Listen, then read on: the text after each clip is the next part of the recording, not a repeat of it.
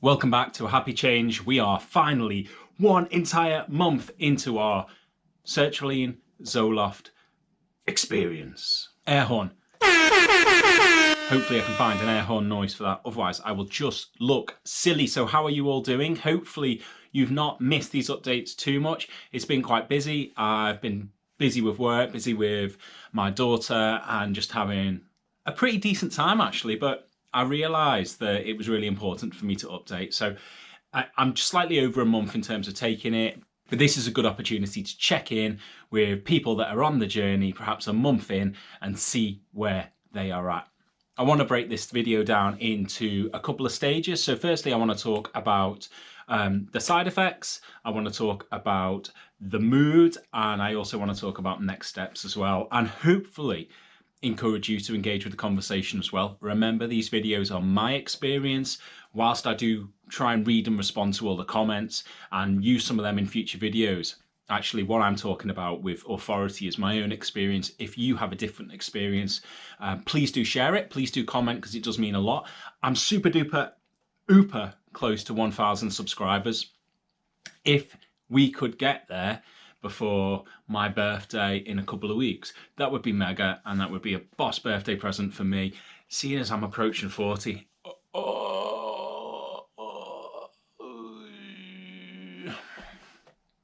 I'm actual middle age now. So I just realised I had some food in my teeth, so apologies if that was visible in the first couple of minutes of this video. So where am I at? Side effects, let's start there. If you've watched the previous videos, you'll know that there's been a bit of a roller coaster in terms of side effects.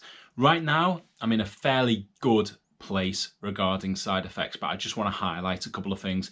The first surprise for me is that I've had like this resurgence of the quite vivid dreams. The first couple of weeks, every single night I was having vivid dreams. They started to peter out a little bit with sort of occasional recollections of weird dreams when I would wake up.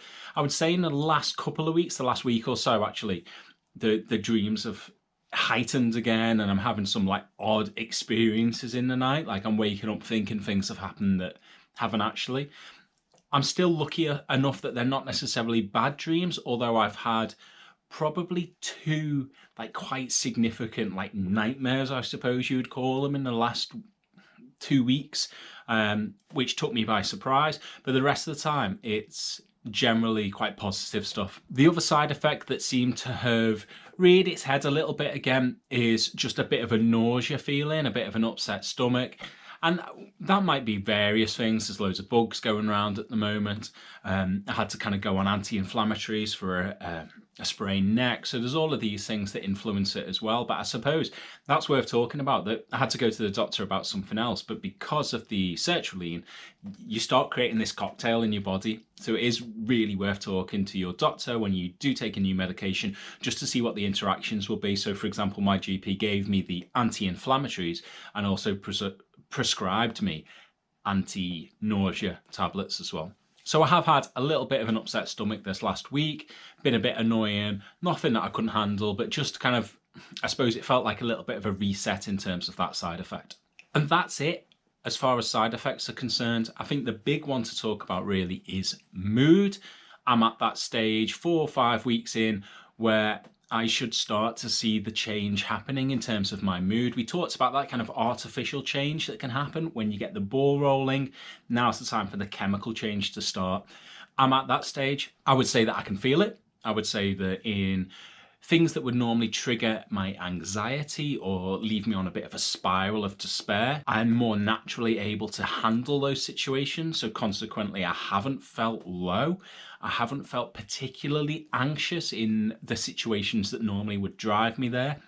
The consequence of that is that I've been able to respond more maturely, I suppose, to situations that might trigger me. So say, for example, having a more difficult conversation with my ex-wife about our daughter, and normally I would kind of shy away from those things or panic and start to kind of just yeah, okay, try and close the conversation off.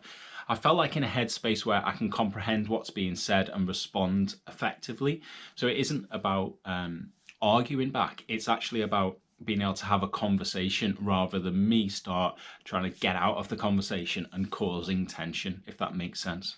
I found that I'm not waking up with worry, I'm not going to bed with worry, which is massive for me. And I guess like the big thing everyone associates with depression is feeling sad. Like I always kind of didn't equate it like that. I always thought it was just like not feeling anything. But I would say the last week or so, the last couple of weeks, I've certainly been able to enjoy things a lot more. I had a really fabulous holiday with my daughter and with my mom, and we had a great few days away. And there were a few quite like challenging moments there with accommodation mishaps and those sorts of things, but they didn't impact me. We just had a really good time and I was able to really enjoy where I was at. And I think another consequence of that is that I'm able to think more productively. So perhaps things that I've put off, or, you know, ideas that I've got in terms of developing my career, my businesses, all of those sorts of things that have been on the back burner for, you know, for a long time now, I've actually been able to sort out in my head whether I want to do them anymore, whether I want to progress with something, whether I want to keep something on the back burner. And actually I've had more impetus to get stuff done. So I'd say the last few weeks I've been super productive. You know, I'm working my full-time job. I've taken some extra work on in video editing, and I'm also, you know, managing a couple of YouTube channels, doing blogs, etc. So I've got all of these things happening and I'm balancing the time well. I'm not spending any time just dwelling on misery, which is pretty mega. My brain is more organized. It's as simple as that, because I'm not having to kind of filter thoughts through fog and through mess and through like miswired stuff. I'm able to more effectively work out what I want to prioritize, what I want to do, and what I want to just scrap. So I feel like really in control of where I'm at right now, which is amazing. So I'd be interested to know where you're at. Like, how has your mood changed over the last month? What changes have you seen in terms of your side effects, in terms of your mood? One of the next steps for me is to get back into talking therapy. So I've got my counsellor booked in for next week, which has been great. Actually timed really perfectly that the NHS counsellor had an appointment next week, just as I'd got to this point where I'm probably more in a position to talk about things. And I would say that if that is something you haven't considered, you're scared about, it's a good thing to do. I've had these things happen before and it's been a really useful experience. I've never combined it with medication before. So what's happened previously is because there hasn't been a sort of chemical change, there's been a point where the counselling has lost effectiveness for me. Whereas I now feel that I'm in a position to talk about the things. I'm more equipped to be able to talk about the things that are stressful for me, upsetting for me, and hopefully find solutions that allow me to kind of move past that mindset, I suppose, in the future, whether that's with medication or without. Interestingly, when I spoke to my GP most recently, they talked about having sertraline in their mind as like a 12-month minimum, which I think was quite different from the first time I was prescribed it, where it was seen as something to be on and then reviewed quite short term. The doctor was quite adamant that actually 12 months and then we'll know whether or not we continue, whether we reduce the dose, up the dose, etc. A few people have messaged me on Instagram or left comments about the fact they've been bumped from 50 to 100. I would say that if you're in that position, you know, it's not a bad one. You're still on the road to recovery. It's just that the doctor's seeing that there's an opportunity there to enhance things and make things a bit smoother.